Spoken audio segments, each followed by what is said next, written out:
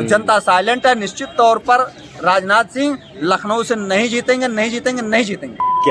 ये राजनाथ सिंह की भाजपा की हताशा और निराशा है कि जो दूसरे जगह के मुख्यमंत्रियों को बुलाया जा रहा है, स्मृति ईरानी के साथ में वहां पर रोड शो कर रहे हैं, मोहन यादव जी कर रहे हैं, तो ये कहीं ना कहीं भारतीय जनता पार्टी की हताशा है, जो कि अपनी हताशा को जबरदस्ती ये बताने में लगे हुए हैं कि नहीं हम मजबूत हैं। नमस्कार, आपका स्वागत है मेरे चैनल वॉक एंड टॉक में। मैं हूं आपके साथ आयुष और इस वक्त मैं एक और ओपिनियन के साथ यहाँ पे मौजूद हूँ। जैसा कि मेरे साथ यहाँ पे एक व्यक्ति यहाँ पे मौजूद हैं और आज लखनऊ में राजनाथ का नामांकन था। तो अब इसमें क्या खास बात है? अब खास बात यह है कि भाई राजनाथ एक लखनऊ का बहुत बड़ा नाम रहे हैं। जिस तरह से 1996 से भाजपा लखनऊ में काबिज रही है और भाजपा के हाथों लखनऊ की सीट छीन पाना बहुत मुश्किल रहा, उसी में ही आज नामांकन हुआ। 20 तारीख को चुनाव है, लेकिन इस नामांकन की खास बात क्या थी? रोड शो हुआ। इसमें माननीय मुख्यमंत्री योगी आदित्यनाथ थे, उत्तराखंड के सीएम पुष्कर सिंह धामी थे। आखिर ये जो नामांकन रहा ये इतना बड़े लेवल पे क्यों हुआ?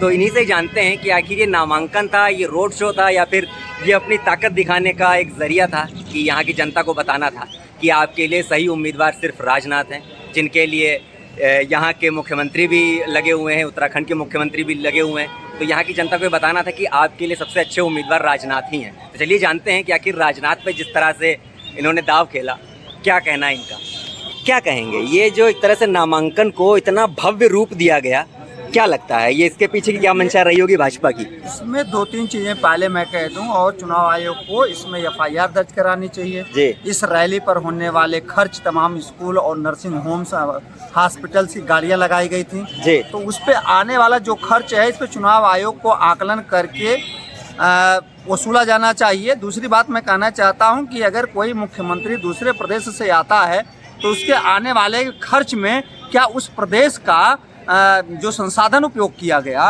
जैसे हेलीकॉप्टर उपयोग किया गया होगा, चार्टर प्लेन उपयोग किया गया होगा, तो उसका खर्चा क्या पार्टी ने पेमेंट किया है गवर्नमेंट को, या उसको अलग से प्रोवाइड कराया गया है?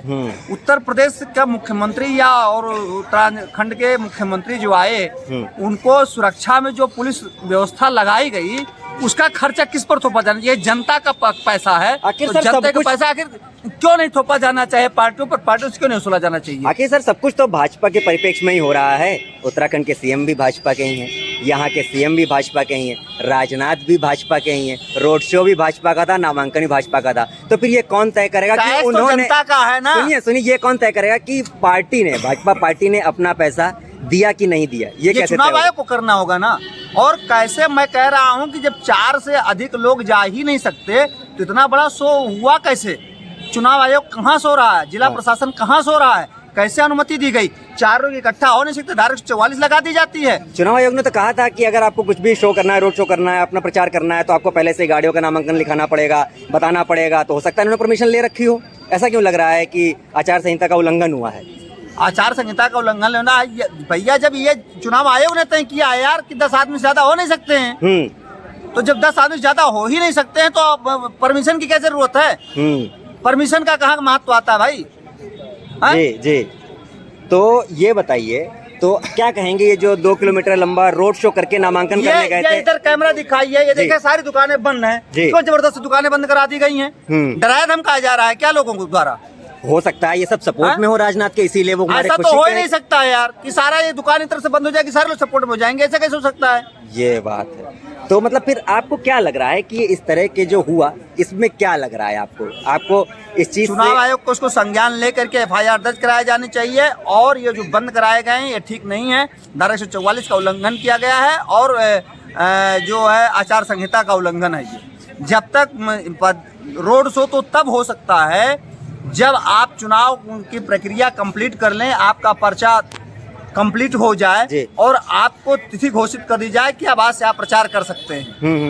मतलब आपका कहना है कि नामांकन की प्रक्रिया को रोड शो में तब्दील करना गलत है? नामांकन प्रक्रिया को रोड शो में नहीं किया जा सकता है, चुनाव आयोग की गाइडलाइन में ऐसा कहीं नहीं है। तो मतलब पहले भी मैं आपको बता चुका हूँ कि जहाँ पर इलेक्शन जिस दिन पर्चा भरा जाता है और जिस दिन उसका वो चुनाव चिन्ह आवंटित होता है तब तक कोई प्रचार प्रसार नहीं किया जा सकता है। उससे पहले ही कि पूरे लखनऊ में आप जाएंगे, मुख्यमंत्री आवास के सामने जाएंगे, लगा हुआ है, हजरतगंज चौराहे पर लगा है, भारतीय जनता पार्टी कार्यालय के सामने, कैपिटल सिनेमा के ऊपर लगा है, मेडिकल कॉलेज चौराहे पर लगा हुआ है, दुबग्गा चौराहे, हर प्रमुख चौराहों पर भारतीय जनता पार्टी का जो है प्रधानमंत्री नरेंद्र मोदी, प्रधानमंत्री नहीं कहना चाहिए हमको, नरेंद्र मोदी जी का वो लगा हुआ है, कटआउट लगा हुआ है, उनका बैनर्स लगा हुआ है। क्यों लगा हुआ है भाई? ये चुनाव आचार संहिता का उल्लंघन नहीं है। अगर दूसरा पार्टी को निर्दलीय कर दे, उसको आप जेल भेज दोगे, उसके खिलाफ FIR दर्ज करा दोगे। ये चुनाव आयोग सो कहाँ रहा है? चुनाव आयोग क्या बिक चुका है या चुनाव आयोग चरण चुंबक बन चुका है उनका?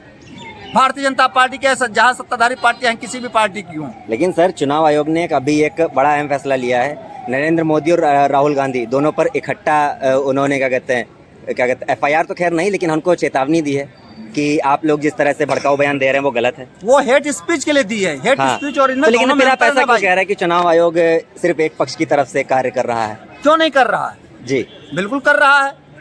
मंगलसूत्र की बात कहाँ आ जाती है जब लोग करते हैं? जी हाँ, आप महिलाओं का अपमान करते हैं, ये कम है क्या? जी हैं? और 50% आबादी को आप कहते हैं हम आरक्षण देंगे। ऐसे आरक्षण देंगे आप उनको बेइज्जत करके देंगे क्या? सही बात है। तो सर, आखिरी सवाल, क्या कहेंगे जिस तरह से राजनाथ का रोड शो रहा, यहाँ की जनता ने अब सपोर्ट किया या फिर वो डर गए, जो भी रहा, लेकिन क्या लगता है लखनऊ का मूड क्या कह रहा है, किसके पक्ष में जा रहा है? ये संपूर्ण रूप से बता रहा है। आज तक मैं 95 में लखनऊ में आया था 29 दिसंबर को, तब से आज तक मैंने रोड शो नहीं देखा। माननीय अटल बिहारी वाजपेयी जी, राम जेठमलानी जी जैसे लोग, डॉक्टर कर्ण सिंह जैसे लोग यहाँ पर पर्चा दाखिला कर चुके हैं, रीता बहुगुणा जोशी जैसे लोग, किसी ने प्रदर्शन नहीं किया। मतलब ये नामांकन वाले दिन ये राजनाथ सिंह की हताशा, भाजपा की हताशा और निराशा है कि जो दूसरे जगह के मुख्यमंत्रियों को बुलाया जा रहा है, स्मृति ईरानी के साथ में वहाँ पर रोड शो कर रहे हैं, मोहन यादव जी कर रहे हैं। तो ये कहीं ना कहीं भारतीय जनता पार्टी की हताशा है,